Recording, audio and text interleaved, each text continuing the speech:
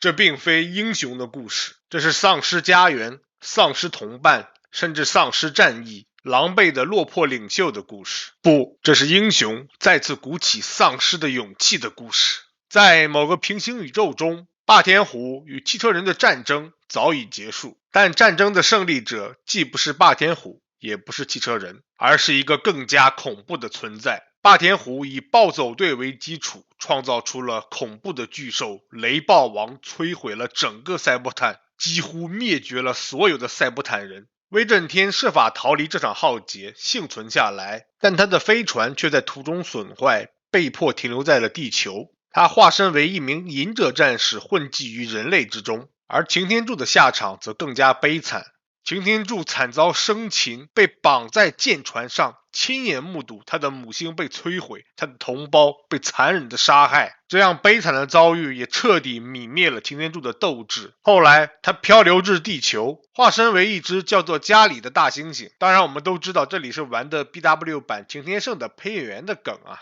就这样完全颓废、丧失斗志的擎天柱，在无尽的孤独与痛苦中等待着他的死亡。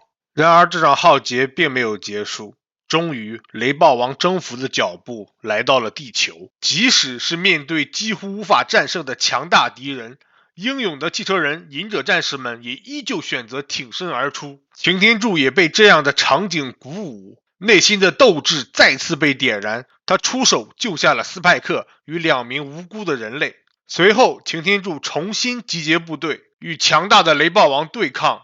然而哪怕是擎天柱已经将他的领袖气质与出色的指挥能力发挥到了极致，却依然无法撼动雷暴王，很快就被抓住。正当擎天柱几乎要被雷暴王用手掌捏碎之时，由幸存的反抗者们集结的雷霆救援队赶到，组合成残骸，将整个战局逆转。与残骸近身搏斗的雷暴王无暇顾及地球部队，擎天柱借此机会再次掌控了局势，命令大家集中攻击雷暴王的胸部。在联合火力之下，雷暴王的恶意模块暴露出来，他下令所有人集中火力攻击恶意模块，将其成功摧毁，彻底终结了雷暴王。随着这头怪物倒下，灾难才真正的得以结束。擎天柱也加入了空锤的队伍，前往追捕宇宙大帝最为忠诚的魔仆喷气机。Hello， 大家好，我是巴斯特，欢迎来到我的玩具分享时间了。那今天给大家带来的玩具是变形金刚收藏家订阅服务最后的产品啊 ，5.0 时期最后的产品啊，这一个双重隐者战士擎天柱啊。那在开始玩具介绍之前呢，先说一点点的题外话，就是我们现在在中文语境习惯叫这一个会刊连载叫它勇者斗雷暴，但其实它原文的这个标题啊是致敬一个美国非常著名的中篇小说啊，人鼠之间，是讲的经济大萧条时候的故事的，也是比较沉重啊，这个美国梦破碎啊，一些社会底层人民的挣扎这种题材的小说，那可能也是跟这一个宇宙啊，雷暴王这个宇宙，是比较悲伤啊，比较阴郁的氛围，有些贴合到吧，所以选了这个名字，我是这么猜测的，我不知道它是什么用意了。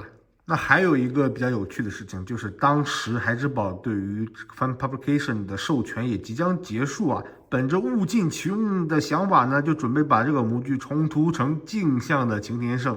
那整个配色方案就是如此这般了啊，感觉还是挺好看的吧，还挺有意思的。不过这个方案最后还是没有通过孩之宝那边啊，就没有这一个重涂了，算是一个废案了。但话说回来，其实这个双重隐者啊，也是当时的一个废案，某种意义上都是废案的重生啊。特别是它这一个配色啊，就是对于当时的双重隐者的那个猩猩啊，进行了一个重涂。这个模具也被选择 BotCon 2015年有老的这个重涂了，或者叫它机油大师，怎么都可以了。那么来看一看这个玩具吧。首先它是一个拼好具啊，但是所有的这些零件都是别人身上的，它原创的只有这个壳子。那这把枪呢，这把灰色的枪是来自于30周年奥利安的这个模具啊，这个 D 级别的。这一个呢就来自于30周年啊，这个核心级还是传奇级啊，那一个擎天柱的那个 IDW 擎天柱的这个模具。这两个枪都不是原配啊，都别人上面取下来的。那这个本体呢，就是如此这般了，各个面看一下吧。背包非常大，因为要收纳它的隐者战士嘛，就是这么一个东西了。整个涂装还是比较精致的啦。头部呢，这个猩猩脸也有比较好的刻画，看起来特别狰狞啊，看起来不太像擎天柱，说实话，看起来太凶了，太凶恶了。整个是上的一个金色的漆啊。那这整个涂装刚才也说了，是致敬那个被取消的双重隐者战士的废案的。这些毛画呢也非常粗糙啊，做的像是那种大胶的质感一样，它就是一个大胶吧，相当于一些护甲呢、子弹匣、手榴弹也都有刻画、有涂装啊，还是比较细致的吧。脸呢是里面也刻画了这个眼睛啊、牙齿这些刻画，这是比较细致的一个小玩具了。它的可动也只有一些切面的可动，就这个头啊可以稍微的转一转啊，转一转，手臂呢可以抬一抬，这都比较生涩啊。然后它是一个这个 BOSSCON 自主研发的一个模具，自主开发的，它的这个精度是比较差的，特别是你要握这个枪，会发现啊，它这个枪握进去以后，就松松垮垮的，这个你说能拿住也能拿住，一晃吧它也会掉下来。那这一个呢也可以拿在这边。它在剧中啊，不是在剧中，在漫画里面是有这种拿着双枪去射击的这种画面的，可以去给它摆摆这个姿势啊，还是比较有趣的，算是还原一些漫画里的形象吧。一个双枪大猩猩非常有特色啊。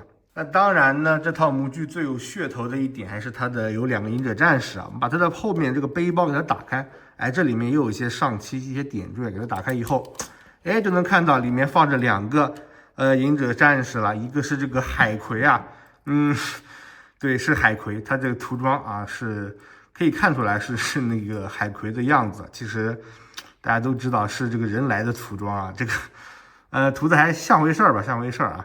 变形也非常简单，这样子就是飞机，然后给它打开以后就是小人儿，就非常的简单的一个变形，涂装还是挺细致的，涂的非常好，这么一个小东西涂装上的非常多。然后我们看这个重头戏来了，就是它这一个擎天柱啊，擎天柱本人呢，给它取出来，它是这样子折叠塞进去的啊。它打开以后呢，恢复成车形态，就是这个样子了。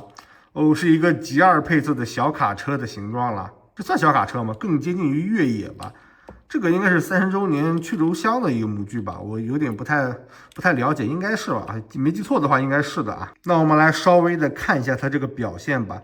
虽说是 G2 涂装，但其实G2 它对于这种火焰纹的刻画是没有的啊。这个应该是 RTS 3.0，俗称的3.0时期啊，第一次把这一个火焰纹融合到G2身上，那它也有继承下来，非常的不错。这套模具也是非常的有梗啊，当时抵制 BW 的口号叫什么？要卡车不要猴子啊！